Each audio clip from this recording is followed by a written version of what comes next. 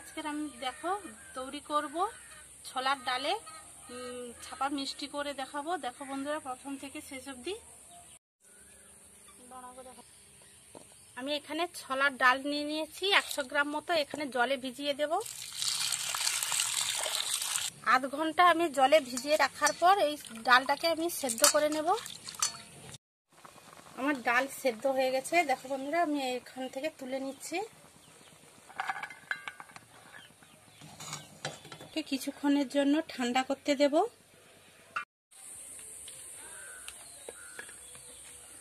ওটার একটা ডাল সেদ্ধ করে নিয়েছিলাম, এগুলো ঠান্ডা হয়ে গেছে। এরপরে আমি একটু মিক্সিতে বেটে নেব।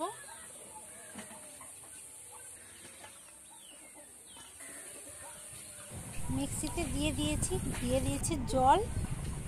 দেখো বন্ধুরা খুবটা আজকের আমি কড়াই গরম হয়ে গেছে, দিয়ে দিয়েছি ঘি। এবারে মিক্সিতে বেটে রেখেছিলাম ডালটি আমি দিয়ে দিচ্ছি। আমি হালকা আঁচে নাড়তে থাকবো। আমি এখানে দিয়ে দিচ্ছি একটু হরলিক্সের গুঁড়ো।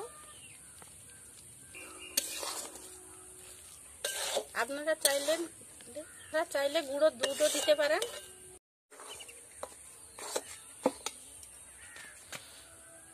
আমি এখানে দিয়ে দেবো চিনি পরিমাণ মতো। এইভাবে অল্প আঁচে আমি নাড়তে থাকবো।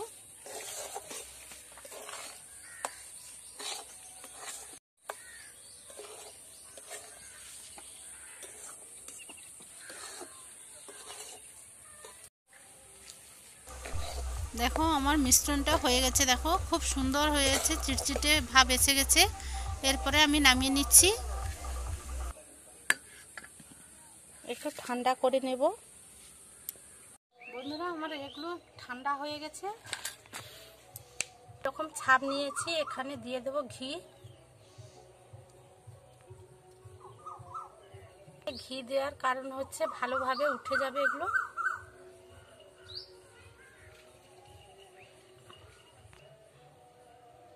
আমার হয়ে গেছে।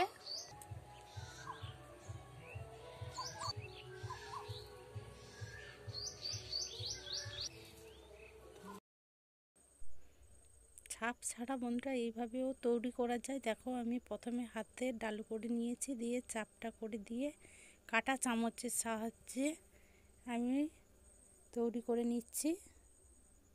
এইভাবে বসিয়ে দেব। দেখো খুব সুন্দর হয়ে গেছে। এইভাবেও আপনারা তৈরি করতে পারেন। সাবস্ক্রাইব করো, পাশে থেকো এবং সবার সঙ্গে শেয়ার করো। টাটা।